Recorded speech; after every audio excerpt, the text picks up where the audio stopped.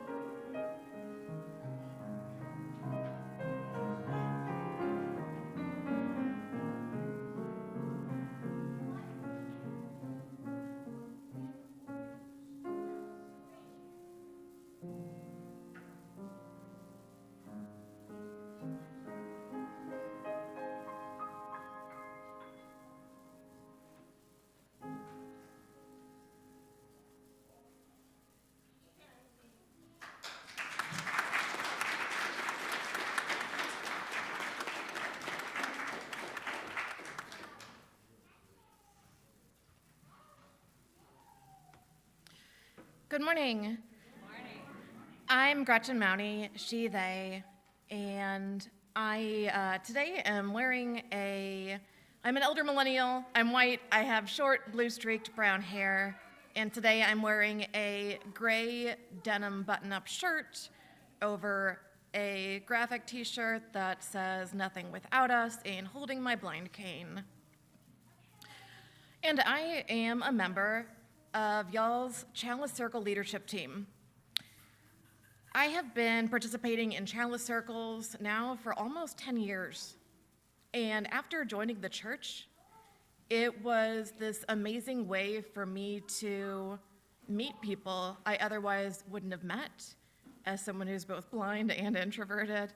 It was a way for me to get to know more about our community, to get to know amazing people, and really to get to know more about myself. Our Chalice Circles are our small group ministries here at our church. They are groups of up to 10 people that meet some once a month, some twice a month. There are meetings throughout the week, mornings and evenings, weekends. There are so many options, and it is a beautiful way to take a deep dive into our spiritual questions each month and our topics and themes, and to build bonds that will last for many years. If you'd like to know more about our Chalice Circles, or hopefully sign up to be in one if you haven't yet, then please stop at our table outside after the service and talk to me and Crystal Buffalo, and we'd love to talk to you. Thank you.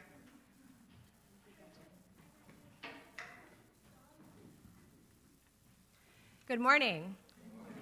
I'm the Reverend Dr. Molly Housh Gordon, the minister of this congregation. I am so happy to see all of you here this morning.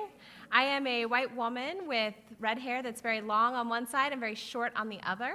And today I'm wearing a black dress and a tweed blazer that has silver sequins strategically sprinkled across it to make it sparkly. And our opening words this morning are by the Reverend Sherry Woodbury. Welcome all who come in friendship, who long for genuine community. May you be graciously received here as yourself. Welcome all who come in curiosity, full of questions or simply open. May you embrace wonder and encounter new delights. Welcome all who come heavy with fatigue, weary from the troubles of the world or the troubles of your particular life. May you rest and be filled in this sacred space. Welcome all who come with joy for flowing rivers and gentle breeze, for changing skies and great trees. May the grace of the world imprint upon your heart. And welcome all who come with thanks for the altruism of the earth and the gift of human care. May your grateful heart overflow and bless all those around you. Come, let us celebrate together this wondrous life.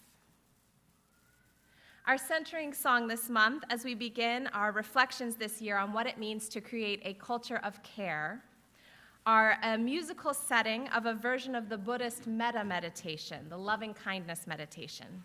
It's number 1031 in your teal hymnal, Filled with Loving Kindness. And it invites us to sing, may I be filled with loving kindness, may you be filled with loving kindness, may we be filled with loving kindness to encompass all beings. So I invite you to rise or remain seated as you are most comfortable and join in offering this meditation and singing together.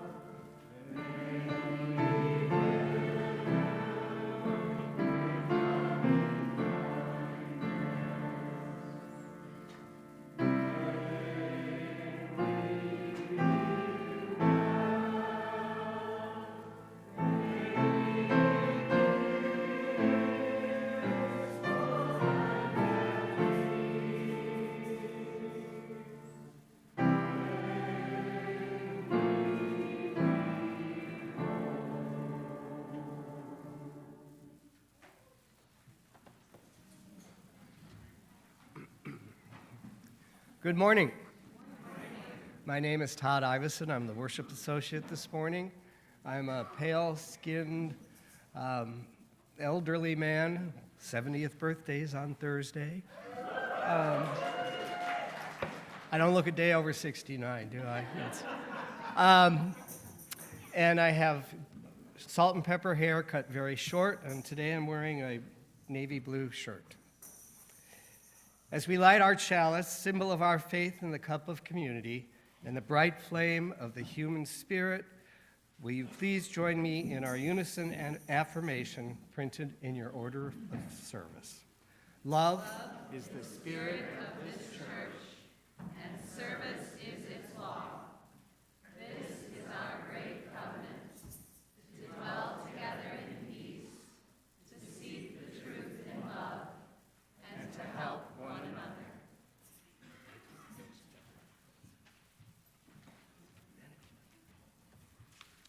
Good morning.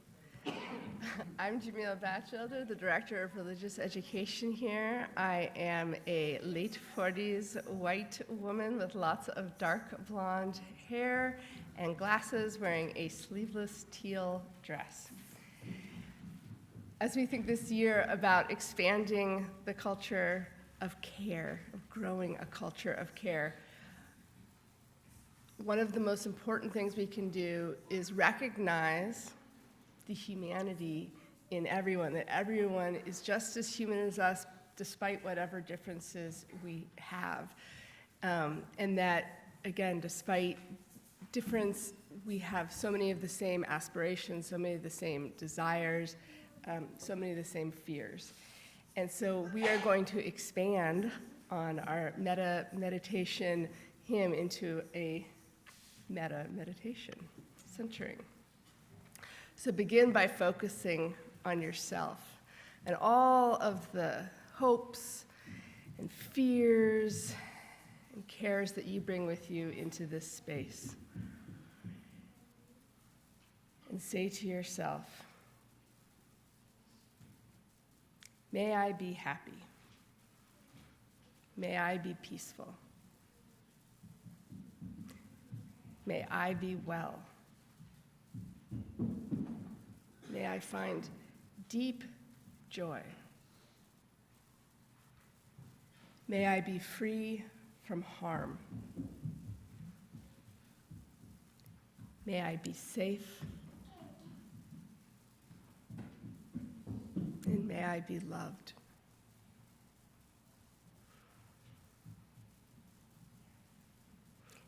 And now call into your mind someone you care about.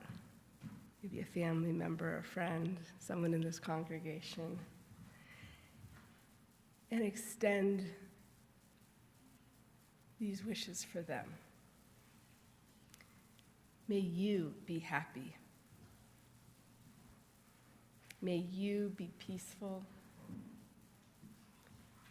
May you be well. May you find deep joy.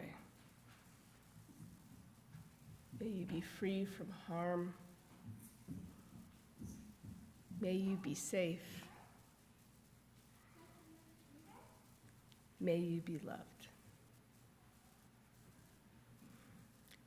And now we'll take it one circle further out and think of someone who maybe you have difficult feelings toward. You can decide if it's someone you're mildly irked by, or someone you have really strong negative feelings toward. But try to see how they too, despite it all, are human and have those same desires that you have, and that we can wish them well as well. So now we'll extend to them. May they be happy. May they be peaceful. May they be well. May they find deep joy. May they be free from harm. May they be safe. May they be loved.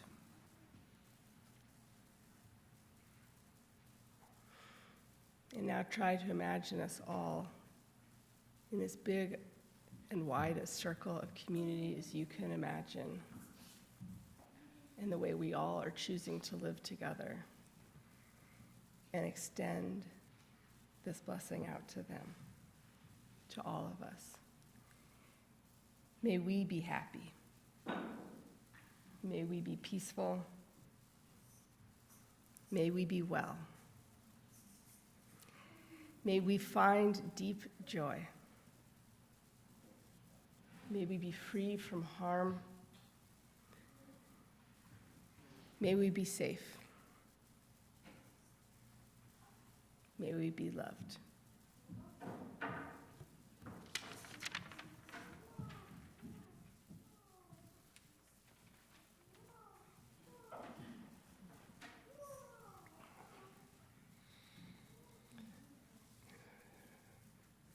Now, during a moment of contemplative music, I invite you into our weekly ritual of stones and water.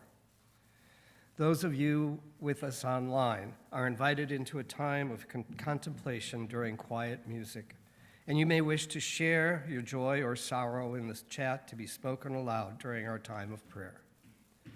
For those here in the sanctuary, you are welcome to come forward and take a stone, representing any of the hopes and fears that you bring with you this morning.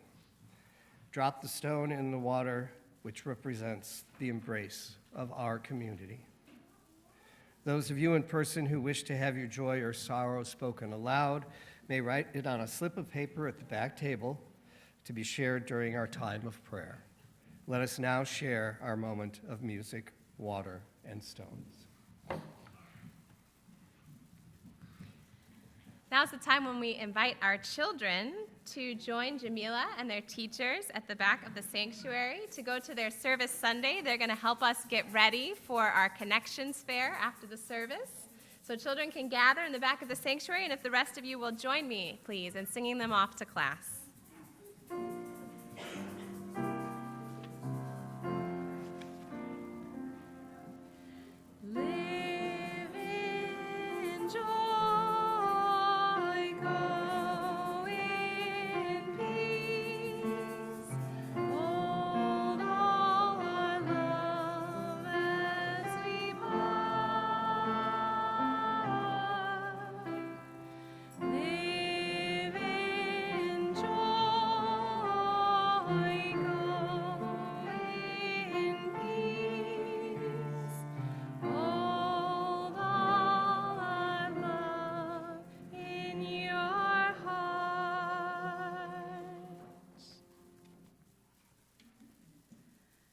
Let us now take a moment to center ourselves in the care of community, so that together we might hold the joys and sorrows and prayers of the people. This week we pray, as we must many weeks in this country, for the children sacrificed to the gods of guns. And we pray for all sacrificed in the world, for those who make war. We pray that we will remember always that all the children are ours, and turn away from violence, and ban the weapons, and join all in who nurture a deep and joyful peace.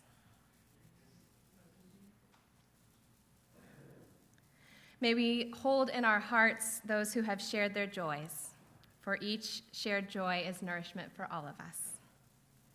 May we hold in our hearts all who have shared their sorrows, for each shared sorrow calls us to compassion.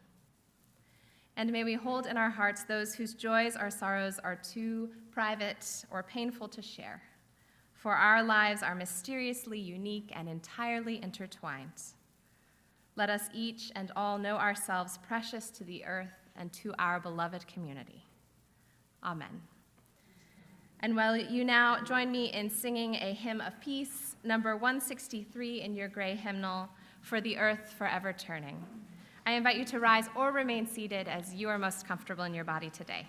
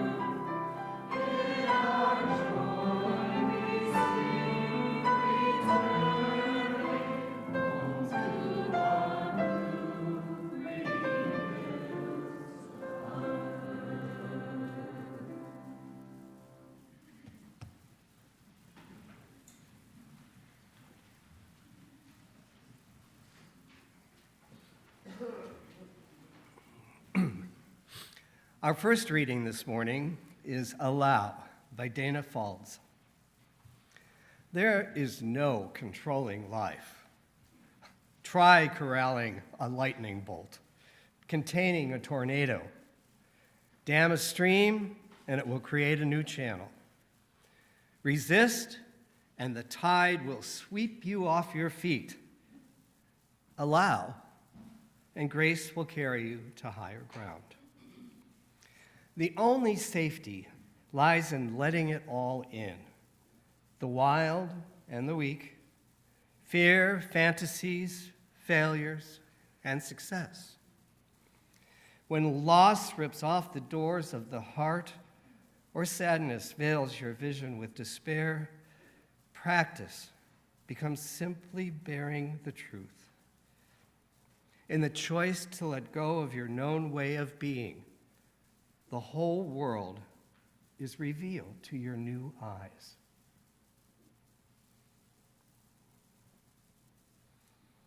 And our second reading this morning is To Have Without Holding by Marge Piercy.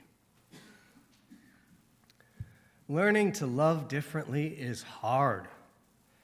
Love with the hands wide open, love with doors banging on their hinges, the cupboard unlocked, the wind roaring and whimpering in the rooms, rustling the sheets and snapping the blinds that thwack like rubber bands in an open palm.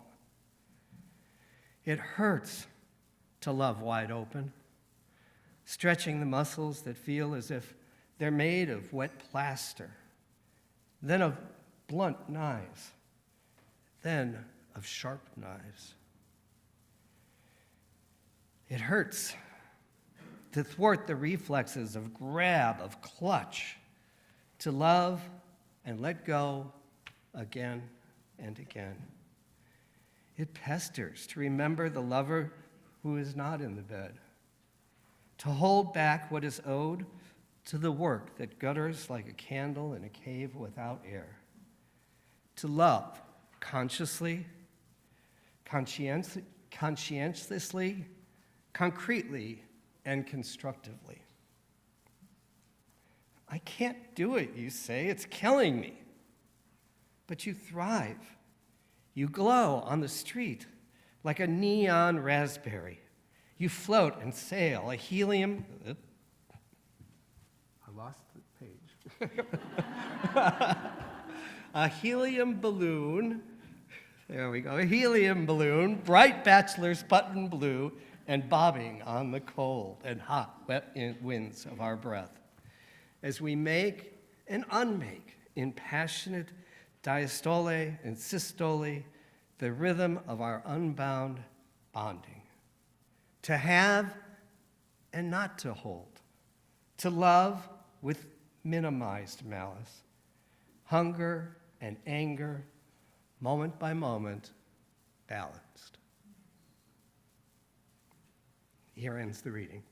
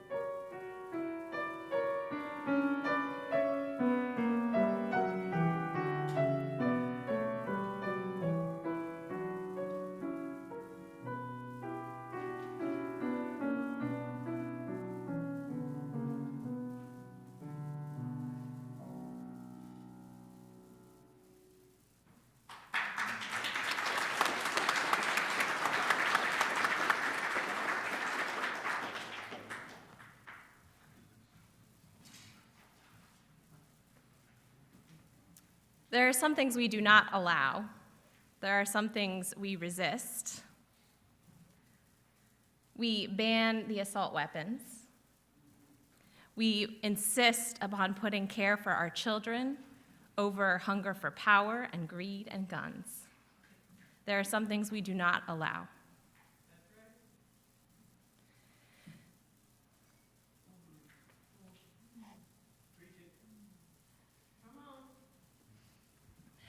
And as I sent my children out into the world this week, I recognized in myself such a clenching, such a need for control, such a need to keep away the precarity of our world and our lives. And I saw myself begin to harden in ways that I know also will not serve the world of care that I want them to be walking into. And so I found myself asking, how do we create this culture of care that does not allow hunger for power and greed and guns to overrule the lives of our children? And how do we do it in a way that isn't brittle and hard and therefore very fragile? And it seems like it always comes back to our spiritual work. Darn it. The hardest thing we do that we are asked to do all the time, loving a world that we cannot save, caring for lives and things that we cannot fix, holding our hands out to tenderly caress what we cannot clutch, what slips right through our fingers no matter how dearly we wish for it to stay, and protecting it because it is so fragile. It's the hardest thing that we do, and we are asked to do it all the time, to live a life that we cannot control and to do it with all our hearts. I was thinking of this a few weeks ago as I watched my child learn to roller skate. And they kept doing that thing where their skates start scrabbling for purchase faster and faster until their feet shoot up and out from under them and they land hard on their bottom. And they kept doing it over and over again. And I wanted to hold their arm and not let them fall. And I wanted to catch them every single time. And they wanted to learn to skate. So I had to sit and watch and let them fall and fall and fall. And I had to create an environment that was safe enough for them to learn. And that was important. And then I had to just cheer them on and gather them up in a big tight squeeze when they fell down. And it hurt that time. And I had to then watch them go try again after their tears had dried. And this is the tamest example I could think of to tell you when I needed something tame. That it is the hardest thing we do all the time. This loving with open hands, this allowing our children to grow, this allowing our loved ones to be in a precarious world, this having without holding, this care without control. Those scrabbling skates are the barest, most manageable for me symbol of how precarious our lives and loves are and how hard it is to let them be that. The larger stories, the harder ones, they touch so deep, our most aching griefs, our deepest struggles, our biggest insecurities, all of them a chance to choose between caressing or clutching what we love. Being with and loving the dying, ending the marriage, deciding to stay, everything about parenting, channeling art, living in a body that changes, sending your child to school, loving a climate-changing world, loving anything at all. The choice is constant and unrelenting. Will it be open hands or clenched fists? It's a choice that we find in the huge moments and in tiny daily ones.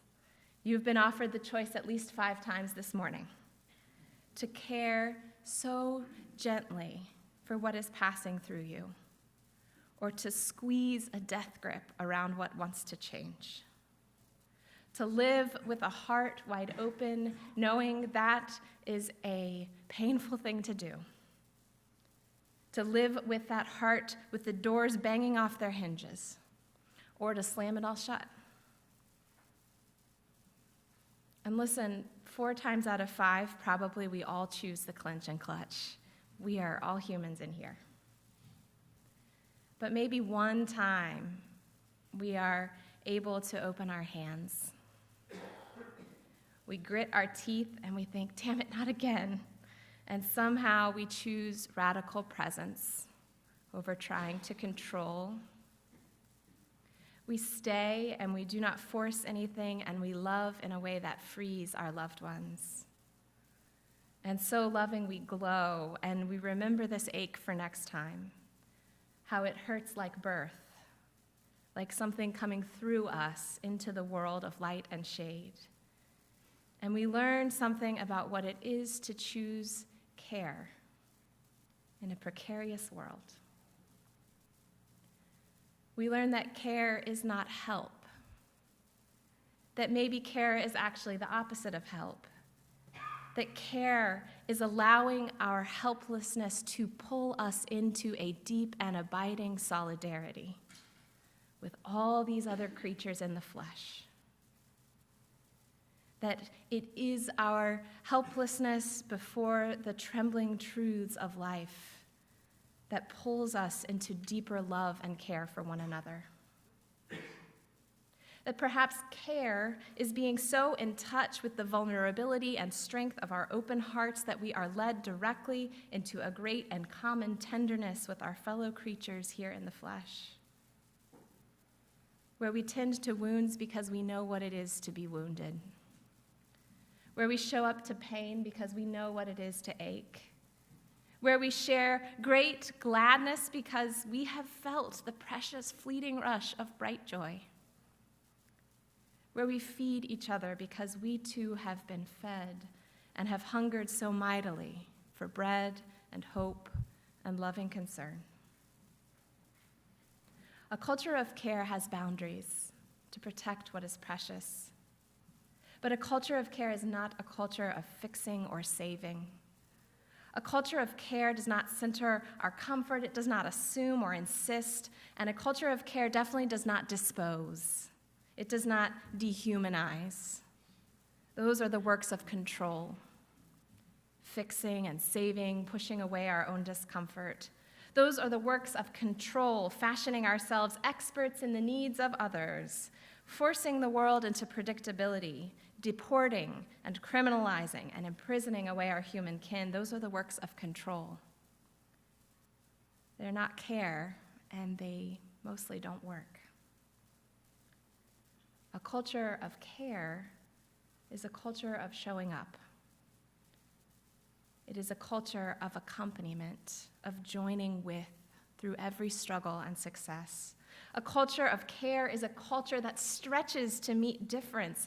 A culture of care asks, it allows, unfolds, becomes. A culture of care restores. It sees subjects, not objects, seeks what is precious, finds solidarity in human hearts. A culture of care relinquishes control, and so doing is able to love consciously, conscientiously, concretely, constructively, in the words of the poet, is able to love in unbound bonding. It has without holding, allows without molding. A culture of care relinquishes control, peels back clutching fingers, guards against that so human desire for dominion, command, mastery. When we care for someone well, we sit beside them in the face of the great unknown, in the encounter of deep suffering, in all that teeters on the brink. And we do not pull them away, and we do not hold them down, and we do not cast ourselves out into the void that is theirs alone. We plant our own feet on the ground and do what we must to keep ourselves rooted, and join them carefully at the edge, where we can peer over together holding hands, or where we can be here waiting when they are ready to return. When we care, we love and let go again and again, even when sometimes it all goes terribly wrong, when there is no real safety to be had. Care means setting the best conditions we can for thriving, and loving and letting go again and again. Can we do it? Perhaps this is the spiritual question we live out every day. Will we respond to the precious precariousness of our lives, the great contingency of it all? Will we respond with clenched fists or open hands? We face this choice constantly, from the intimate to the very systemic scale, and it is a slippery one because we are trained by our culture and our own fearful hearts to confuse one for the other.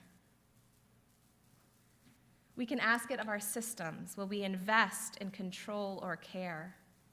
Will we pay more for prisons to shut people away, or for great networks of care that have some hope of preventing harm? Will we control the border or care for the migrant and the refugee? Will we care for bodies or consent to laws that control them? And we could ask it with those around us in our communities, with their emotions and spirits and bodies. Will we seek to contain them or coerce them when they move differently or behave differently than us? Or will we make the space to be together in all our difference? And we certainly must ask it within our family systems. Will we respond to our loved ones with control or with care? Will their struggling make us so anxious that we shut it down? When I comfort my child, am I helping them get their needs met, or am I just trying to make the crying stop? Half the time in parenting, I can't tell whether I'm offering care or control. And then in our families, there are the boundaries we need as a form of care, the distance at which we can love ourselves and each other. And then we ask it with ourselves as well. Are we responding to our own spirits, emotions, bodies with control or care? Are we tending our grief or shutting it away? Are we offering our bodies tenderness or punishment? These are trembling questions and slippery. We have to ask ourselves over and over again, is this care or control? Because when we love, we tend to clench. It takes deep and persistent work to open our hands. So how do we guard against slipping down that fine line between caring and controlling? I think it has to do with courage. Are we aware of our fear and anxiety? Are we acknowledging our vulnerability and letting that be too? Are we loving bravely in the full knowledge of the inevitability of loss? And I think it has to do with motion. Are we damming up the river of life or emotion, or our ever-changing, always connecting bodies, or are we allowing things to move? Are we letting it flow? And I think it has to do with scale. Can we opt into the small moments where we can truly be present to just this instance, just this love in front of us, just this next right thing? The poet Mark Nepo writes, "We cannot eliminate hunger, but we can feed each other. We cannot eliminate loneliness, but we can hold each other. We cannot eliminate pain, but we can live a life of compassion." Ultimately, we are small living things awakened in the stream, not gods who carve out rivers. Like human fish, we are asked to experience meaning in the life that moves through the gill of our heart. There is nothing to do and nowhere to go. Accepting this, we can do everything and go anywhere. We can love consciously, conscientiously, concretely, constructively. We can have without holding, hold without clutching. It's the hardest thing we do, and the most beautiful, and the most true. So let's create a culture of care, and let's do it together. And will you join me in singing? Our hymn number 346 is in your gray hymnal. Come sing a song with me. I invite you to rise or remain seated as you are most comfortable.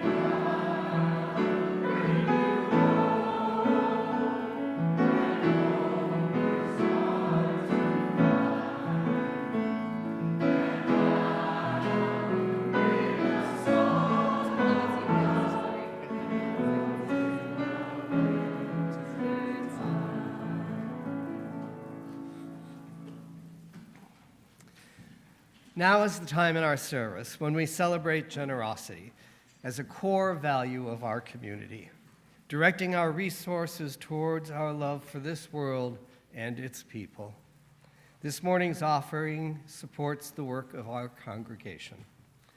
During another musical offering from our wonderful guest pianist, you could give with cash or check in the offering plate in person, or you can use the giving details in your order of service to give online or by text. Thank you for your care for this community.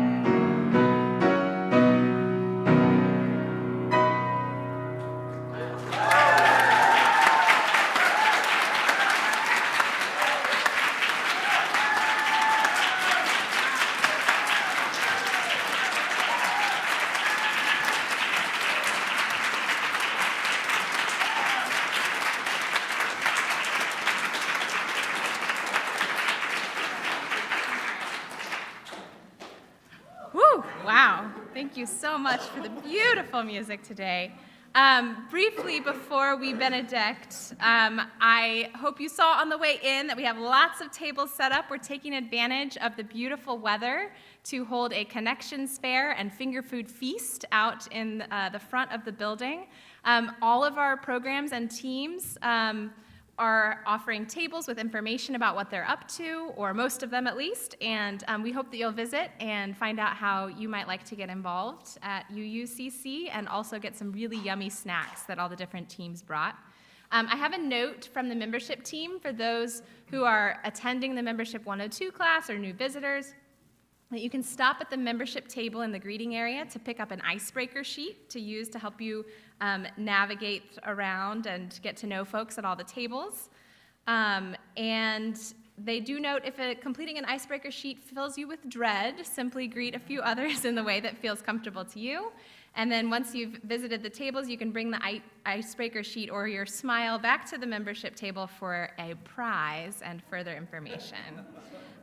If you're attending the Connections Fair and not a part of Membership 102 or a new visitor, but you still want to play that icebreaker game, stop by the table and they would love to give you one.